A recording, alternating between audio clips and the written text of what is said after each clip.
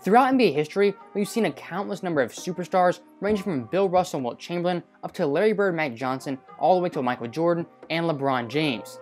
Now, with the NBA being around so long, you're bound to forget a couple of superstars from each era, and I think it's only natural because the NBA has such a rich history and there's so much to learn. So in this video, I'm going to remind you guys of the most forgotten legend from each era.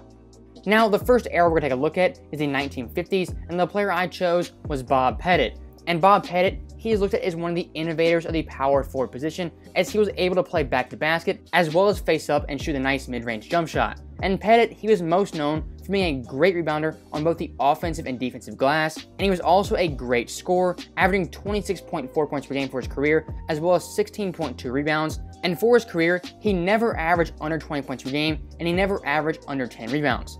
And Bob Pettitt's most notable accomplishment comes in the 1958 season, as he was able to make the NBA Finals and be matched up against Bill Russell and the Boston Celtics.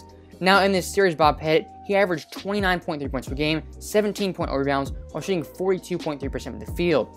And the Hawks, they were lucky enough to go up 3-2 in this series, and in that elimination game, Bob Pettitt, he would have a tremendous Game 6, putting up 50 points, 19 boards, while shooting 55.9% from the field. Now, during this time, there was no Finals MVP, but I'm almost certain if that award was around, Bob Pettitt, he surely would have won it for his team. And what makes this championship so special is that this is the only time anyone was able to beat Bill Russell in the NBA Finals, and this is also the only championship the Hawks have won in their franchise history. And Bob Pettitt scoring 50 points in that game, he actually joined a short list of only 6 players to ever score 50 points in a Finals game. He's also tied for 13th with the most career 50-point games, and he was the first player in NBA history to ever crack the 20,000 point mark, and when he retired, he was the NBA's all-time leading rebounder. He's also one of 14 players ever to have 20,000 points and 12,000 career rebounds. And if you want to look at individual accolades, Bob Pettitt was a 2-time MVP and only one of 14 players ever to have multiple MVPs. He was also a 4-time All-Star Game MVP, tied for the most ever with Kobe Bryant. He was also lucky enough to make 10 All-NBA first teams, the 4th most ever in the NBA history, and he was an All-Star for every year of his career. Now, one crazy story I found about Bob Pettitt is he actually played 2 seasons in the NBA with a broken hand, and during those years, he wore a cast and was still able to average 20 and 10. And I think his career resume, it speaks for itself, but unfortunately, he is overshadowed by the other great big men of his era, guys like George Mikan and Bill Russell and Wilt Chamberlain. And next up for the 1960s, we have Hal Greer, who played 15 seasons in the NBA, was a 10-time All-Star, as well as a 7-time All-NBA member. In his prime was from 1961 all the way up to 1970, where he averaged 22.0 points per game, 5.6 boards, as well as 4.4 assists. And players from his era say he was one of the most consistent players on the court, giving away a nightly 25 and 5. He was also a deadly mid-range shooter and a quick, fast guard who could score at will, as well as dish the ball and grab a few boards. Now, one unique thing about Hal Greer that he was known for throughout his career is the fact that he jumped on his free throws. And even in the 1960s, that was something extremely strange, but Hal Greer, he was definitely known for that, and he was still a great shooter. Now, the biggest highlight of Hal Greer's career comes in the 1967 playoffs with the Philadelphia 76ers, and during this playoff run, Hal Greer averaged 27.7 points per game, 5.9 boards, and 5.3 assists, and in this playoff run, he had 8 games of 30 or more points. And when the NBA Finals came around, Hal Greer, he was equally as great, averaging 26.0 points per game, 8.2 boards, as well as 6.2 assists, and he had 2 games of 30 plus points and 10 plus boards. And he was actually the leading scorer of his team, ahead of Wilt Chamberlain. And if the Finals MVP would have been around, Hal Greer, he definitely would have had a great argument to have taken home the award. And one of the reasons I think Hal Greer, he gets overshadowed and overlooked is the fact that he played on a great Philadelphia 76ers team. And that team Hal Greer won a championship with went 68-13. And they had players like Wilt Chamberlain, Chet Walker, and Billy Cunningham. So I definitely think Hal Greer, he was overshadowed by his teammates as well as his peers like Jerry West and Oscar Robertson. Now, moving on to the 1970s, we have John Havlicek. And when you think of the Boston Celtics and their greatest players, you instantly think of Bill Russell and Larry Bird, but the 3rd greatest Celtic of all time in my opinion is none other than John Havlicek. And Havlicek, he was part of the Bill Russell Celtics dynasty, and he helped them win 6 championships in 7 years. And during that run, Havlicek, he averaged 22.1 points per game, 7.9 rebounds, and 4.4 assists. And he was actually the leading playoff scorer on 2 of those teams, and he was also able to lead the Celtics in scoring 2 times in the NBA Finals. And I think if the Finals MVP was around those 2 years, he definitely would have had an argument to have been named the Finals MVP. Now, the forgotten part of Havlicek's career comes post Bill Russell from 1970 to 1976, where Havlicek was a 2-time NBA champion, a 1-time Finals MVP, a 6-time All-NBA member, and a 6-time All-Defensive member. And during this time, he averaged 23.4 points per game, 7.0 rebounds, 6.2 assists, while shooting 45.5% from the field. And Havlicek, he was no doubt a great scorer, having over 26,000 career points, which is the most points in Celtics history, and he ranks 20th all-time in total points. But the underrated aspect of Havlicek's game is how great a defender he was, as he was able to make 8 all-defensive teams, tied for 13th most all-time, and even more impressive, he was able to make 5 all-defensive first teams, which is also tied for 13th all-time, and he's actually one of only 6 players ever to have 11 or more All-NBA selections, with 8 or more all-defensive selections. And in addition to being a great scorer and great defender, Havlicek was also one of the best clutch players of his time, and the most famous plays I've been a part of comes in Game 7 of the 1965 Finals, and I'm sure everyone watching this video, they'll definitely recognize this call. Greer is putting the ball on a play. He gets it out deep, and Havlicek steals it over the stand throw. Havlicek stole the ball. It's all over. It's all over. Johnny Havlicek is being mobbed by the fans. Another aspect of Havlicek's game that goes underrated is how great of an athlete he was and how great his stamina was. And for his time, he was actually a freak athlete, and his lungs were reportedly twice the size of a normal person. And the University of Harvard, they actually did studies on him to determine how he had such good stamina, and it was determined that he had a resting heart rate of 42, which compared to the average person is 20 below normal. And players from the 70s, they say guarding Havlicek was one of the most tiring things they had to do, because throughout the game, he was constantly moving and he was never still. And if you ever played basketball, the most annoying player to guard is the player who never stops moving, and that made Havlicek a deadly offensive player. And John Havlicek's career is one of the most interesting careers ever, as he came in the league mainly a defensive player, played 6-man off the bench, and he eventually developed into one of the best scorers, as well as one of the best defenders the NBA had ever seen. And it really is unfortunate that when people think of the Celtics, they primarily think of Bill Russell and Larry Bird, when John Havlicek, he is definitely in that conversation, as he is not only one of the best Celtics of all time, he is also one of the best players to ever play the game. Now, moving on to the 1980s, we have Dennis Johnson. And Dennis Johnson was a 2nd-round pick in the 1976 draft by the Seattle Supersonics. And with the Sonics, he was a 2-time All-Star, a 1-time All-Defensive member, and he helped lead them to 2 NBA Finals appearances. In 1979, the Sonics would actually win the championship, and Dennis Johnson was selected as the Finals MVP. And that is the only championship the Sonics ever won in their franchise history, and Dennis Johnson, he is the only Finals MVP in Sonics history. Now, what Dennis Johnson is most known for is his time with the Boston Celtics, as he was an integral piece of their dynasty. And during this time period, Dennis Johnson, he sacrificed individual numbers in favor of team success, and he definitely fit the mold for the Celtics needed, as he was a great defender, as well as a great passer, and a great floor general. And the greatest point guard of all time, Magic Johnson, said that Dennis Johnson was the toughest player he ever had to play against, and Larry Bird said DJ was the best teammate he ever played with.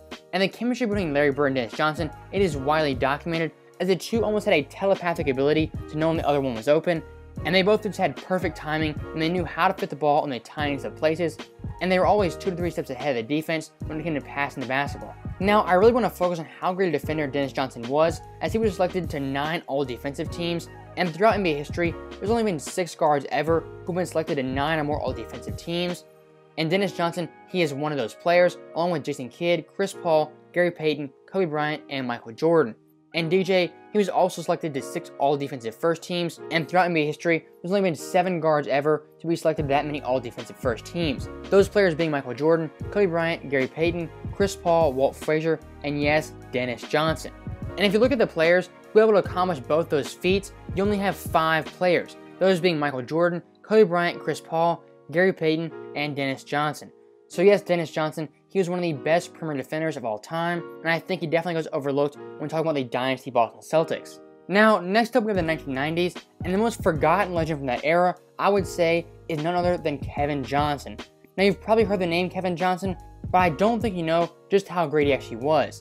And in his absolute prime from 1989 all the way up to 1997, he averaged 19.8 points per game, 10.0 assists, 3.4 boards, while shooting 49.7% of the field and 83.9% of the free throw line. And I think if you compare that to the other great point guards of the 90s, it is very comparable, Guys like John Stockton, Gary Payton, as well as Tim Hardaway and Penny Hardaway, they have very similar stats to Kevin Johnson, but all those players, they are much more known and much more recognized than Kevin Johnson. And that may be in part to Kevin Johnson not having that great accolades, only being a 3-time All-Star, a 5-time All-NBA member, and never finishing top 5 in MVP voting. But even those accolades, they are misleading, as Kevin Johnson, he was able to go head-to-head against some of the best point guards ever, and he actually performed very well versus those players.